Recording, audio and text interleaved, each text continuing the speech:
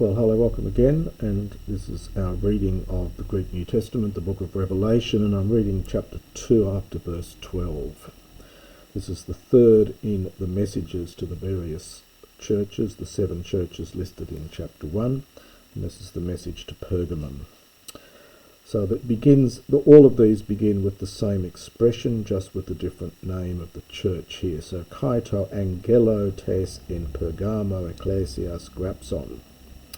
And to the angel of the church at Pergamum, grapson write, Tardi lege ho ekon ten ramphion, ten distomen ten oxean. And this again refers back to what we saw in chapter 1. So the one having the rampheia. Now I won't go on about this again, but I explained the meaning of this word earlier. It simply means a sword. Distomon is a two-termination adjective, so two-edged, and oxea, sharp. So the one having the two-edged sharp sword, lege, says the following things. Oidopou katoikes, hopu hothronos tu satana, kai krates to onomamu kai uk erneso, ten pistin mu kai entais hemerais, antipas homatos mu. I'll have to hold it there till we get to the next page. So I know, pu, where you live, and then hopu, the place where, it's a stronger form of pu here, where is the throne of Satan. There's that Doric genitive I mentioned before, from satanas, katoikes from katoikio. Kai krates to onomamu. Kratio can mean to rule. It can mean also have the sense to take hold of, to grab or to grasp or to hold on to firmly, which I think is what it is here. And you hold firmly my name. Kai uk arneso. Now this is a little bit tricky, this verb here. This is from arneomai. It's an epsilon contract verb in the middle. So it's arneomai, and this is the aorist, second person singular. It would have been something like arneseso originally, and then the sigma drops out and you get a contraction here. So it's that funny form from the second person aorist middle. From arneomai, to deny. So, and you did not deny the faith, mu, probably objective genitive, the faith in me. Kai, even, entais hemerais, in the days. Now we'd expect a genitive here, but this grammar is often quite odd. So we get a nominative here rather than a genitive. So just to put this together here, so I know where you live, the very place where is the throne of Satan, and you hold fast to my name, and you have not denied the faith in me, even in the days, I think in English we'd have to say when, Antipas was understood my witness. Strange grammar here, but that's what happens in this particular book. So in the days when understood, Antipas understood was my witness. Hopistos mu, ho epektanthe parachumin, hopu satanas kratoike. So Antipas, my witness, my faithful witness, the faithful one of me. So in the days when Antipas was my faithful witness, who, now to get this very strange form, this is from apoktano, to kill, and this is an aorist passive. Now in classical Greek and even in later Greek, the passive of this verb is extremely rare. You normally use the verb to die, apothnesko, as the passive of apoktano. So this is late Greek, and the general rule that you use apothnesko as the passive, for apoktano has been passed over. So this is an aorist passive from apoktano, who was killed. Parahumene. Now, para plus the dative, you get these expressions. It's something like perhaps among you, or in your midst, in your town. Well, you can't really say beside you. Perhaps among you is probably the best here. So who was killed among you, hopu, where hosatanas katoike, where Satan dwells, he lives, from katoikeo. And there's the nominative here, satanas.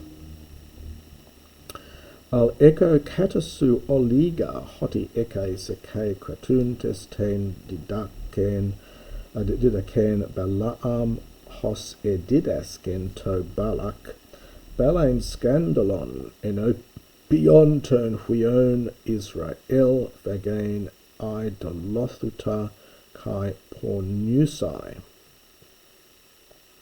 Now you will need to consult commentaries here on the detail of all this, but the Greek simply says, but I have oliga, a few things, probably new to plural here, katasu, against you. That, or perhaps because, you have there.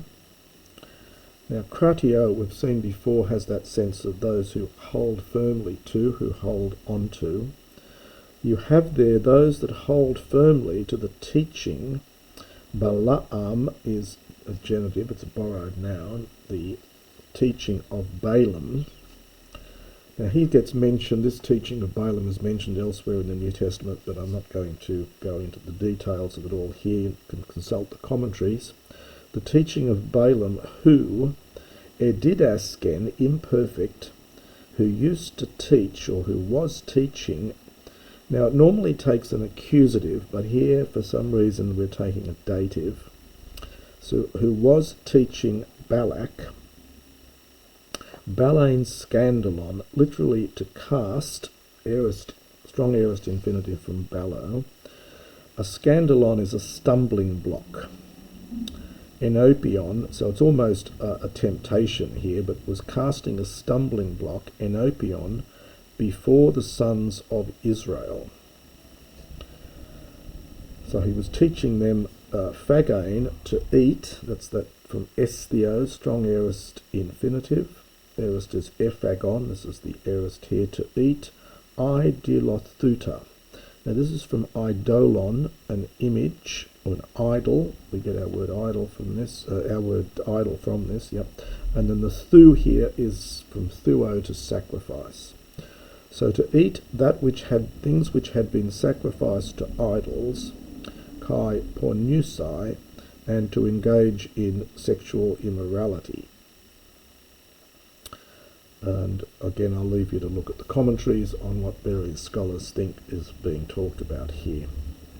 Hutos ekes kai su kratuntas ten didakanton nikolaeton homoios. Hutos, thus you have also, and the emphatic, you have also those kratuntes holding firmly to the teaching, and in brackets tone, of the Nicolaitans, homoios, in like manner. Which is really slightly redundant after the hutos, but that's what is there. So thus also you have those who hold firmly to the teaching of the Nicolaitans in like manner, homoios. So it's the same Nicolaitans we met in an earlier passage. Metanoeson un, repent therefore. Eideme, if not, so otherwise, erkamai soi taku. Taku is from takus. This is the neuter singular used adverbially. So if not, I am coming quickly, soi, to you. Kai polemeso, from polemeo, I will make war, met auton, with you. Now here's the instrumental use of en te romphea to stomatos mu, with the sword of my mouth. Remember in the earlier bit there was the sword that was proceeding, ekparuomai, from his mouth, and so this is this reference to that again. So if not, I will come to you quickly, and I will make war with you with the sword of my mouth, perhaps the sword from my mouth. Instrumental use of n, which is very common in biblical Greek. Ho ekon us akusato top tito pneuma lege tois ecclesiais. Same expression we had in the earlier section, back exactly the same as in verse 11. So the one having us, an ear, let him hear what the Spirit, lege, says to the churches. To nikonti doso auto to mana. Again, this is very similar to what we had before. So to the what we have before there, similar language here.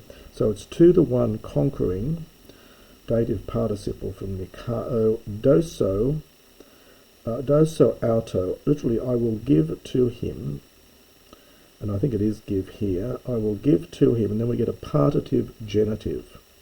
So some of the manna, this is the Old Testament manna, the one having been hidden, this is a perfect passive participle from crypto, and so you get a doubling of the mu from the crypt root. The root is crup, and then for the sake of nice sound, from euphony, the pi turns into a mu, the labial pi turns into a labial nasal here to make it easily pronounceable, so it's from crypto.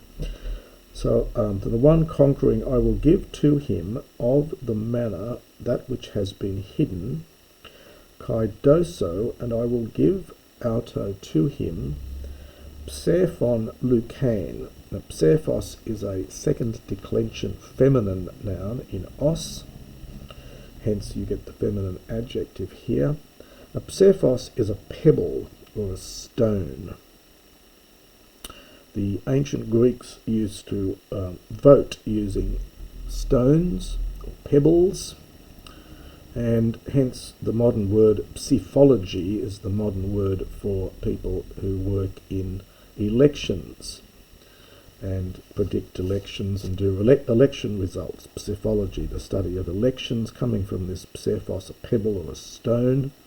Anyway, so here I will give to him a white stone, kai epitan psophon, and on the stone, you understand, is a onomakainon, a new name, gegramenon, this is another perfect passive from grapho, the same nasalization of the phi turning into a mu. So having been inscribed, and on the stone a new name having been written, a name hot, that's agreeing back with the onoma, hot udes uden ame hot lambano, which no one knows except the one taking or perhaps receiving it. So just to put that all bit together. So the one having an ear, let him hear what the Spirit says to the churches. To the one conquering I will give to him of the manna which is hidden, which has been hidden, and I will give to him a white stone, and on the stone a new name inscribed, perhaps here for that word, for the perfect passive participle, which no one knows except the one receiving it. And that was the message to Pergamum.